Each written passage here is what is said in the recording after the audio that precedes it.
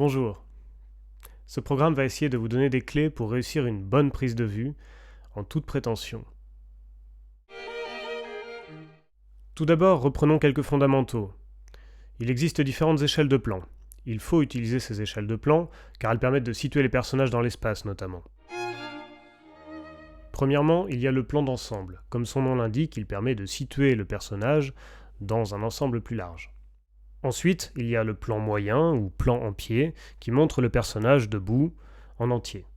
Puis, il y a le plan américain. Le plan américain s'appelle comme ça parce qu'il permettait de filmer les pistolets dans les westerns. Mais il peut être utilisé dans autre chose que des westerns, évidemment.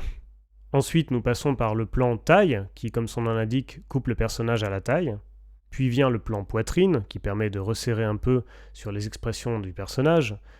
Vient ensuite le gros plan, qui permet de saisir les expressions en plein écran. Et enfin, le très gros plan, ou insert, qui peut être soit sur un objet, soit sur un visage, sur des yeux par exemple, qui va donc permettre d'insister vraiment sur un détail de l'image. Vient alors le problème de la composition. Composer une image, c'est vieux comme le monde. Déjà, dans les tableaux classiques, les peintres étaient obligés de composer leur image selon certaines règles. Ensuite, en photographie, ça a été la même chose, au cinéma, pareil. Il y a différentes règles installées à respecter, mais il est toujours possible de les enfreindre, évidemment. L'une d'elles, la plus connue, s'appelle la règle des tiers, ou la règle d'or, dans la peinture classique.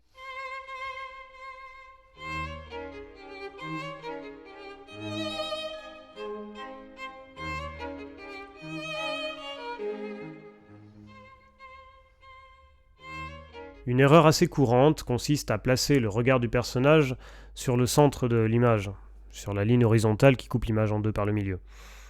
Le problème, c'est que dans ces cas-là, on se retrouve avec un champ énorme au-dessus de la personne et c'est très laid. De manière générale, il faut laisser toujours un peu de champ au-dessus de la personne filmée, mais jamais trop, sans quoi l'image est déséquilibrée. De même, lorsque le personnage regarde vers l'avant, ou parle à quelqu'un qui se trouve devant lui, il faudra toujours laisser du champ devant la personne. Vous ici? Quelle surprise! Si dans cette situation, on laisse du champ derrière la personne, on va attendre à ce que quelqu'un arrive, ou à ce que quelque chose menace la personne filmée. Quelle joie de vous revoir! Ah non, je suis là. Mais comme je le disais tout à l'heure, ces règles ne sont pas forcément obligatoires. Parfois, centrer un personnage fonctionnera très bien. Une autre règle importante est de bien respecter l'horizontale, ou de bien faire la bulle, comme on dit, en référence au niveau à bulle situé sur les pieds des caméras. Un plan dont l'horizontale n'est pas respectée va tout de suite sembler assez étrange. Le personnage va avoir l'air de pencher, par exemple. Mais cela dit, rien n'empêche là non plus de jouer avec les codes et de volontairement incliner le plan. Non! Pour un effet dramatique, par exemple. De même, alors que dans la plupart des cas, on va filmer un acteur en se situant à sa hauteur, à hauteur de son regard, on pourra, dans certains cas, jouer avec la plongée ou la contre-plongée. La plongée consiste à filmer dos dessus du personnage, et ainsi de donner une impression de menace, par exemple, ou de ridicule au personnage, alors que la contre-plongée, elle, va le filmer par en dessous et va lui donner un côté un peu dominateur ou contemplatif. Nous n'avons pas encore parlé de la mise au point, pourtant c'est important. Évidemment, si le point n'est pas fait exactement là où il le faut, le plan n'a plus grand sens. Par exemple, si le point est fait sur le décor alors que le personnage parle, c'est assez étrange. Ouh! Vous me voyez bien? Ou pas trop?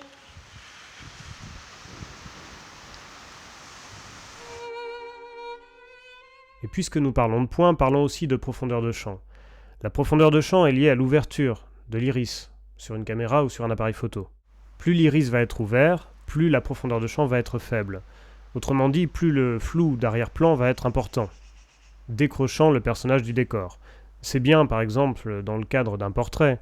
C'est plus embêtant quand il s'agit de situer le personnage dans un décor. Et puisque nous parlons d'iris, parlons d'exposition. Une image surexposée se caractérise par des blancs qui sont cramés, comme on dit, c'est-à-dire qui sont beaucoup trop blancs et dont on perd l'information au-dessus d'un certain seuil. Je suis surexposé!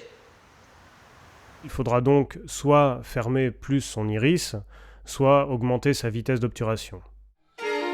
A l'inverse, un plan sous-exposé va se caractériser par une image qui va être bouchée dans les noirs, c'est-à-dire que toutes les zones noires vont se retrouver complètement sombres et on va perdre là aussi une information.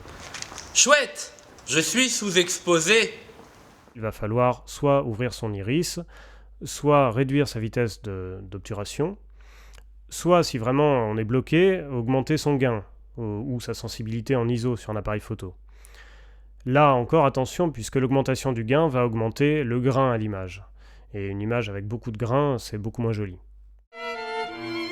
Attention aussi au contre-jour. Le contre-jour, c'est quand la source de lumière se trouve derrière le personnage.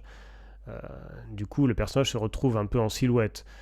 Ça peut être intéressant, mais pas toujours. Tout le monde est contre moi, même le jour. Abordons maintenant une règle propre à la vidéo ou au cinéma, la règle des 180 degrés. Alors, la règle des 180 degrés, on va pouvoir la vérifier par exemple lors d'un champ contre champ, c'est-à-dire une discussion entre deux personnes. En effet, si on place la caméra à 180 degrés par rapport aux deux personnages qui parlent, ça ne fonctionne plus du tout. Savez-vous planter les choux à la mode de chez nous? Oui, bien sûr, c'est par là, vers la droite. Losange. Nous pourrions faire un détour par McDonald's. Auriez-vous l'obligeance de me prêter une de vos mains? J'ai perdu les clés du tracteur. Ça perd l'hypopète, la guigne. Oui, tout à fait. En vidéo, en général, on évitera les zooms.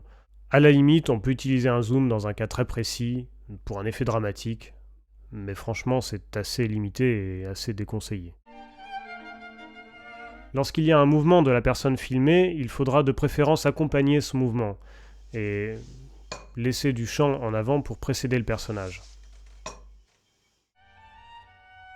Parlons aussi de la balance des blancs. La balance des blancs, c'est en gros une manière d'avoir un blanc qui est vraiment blanc à l'image.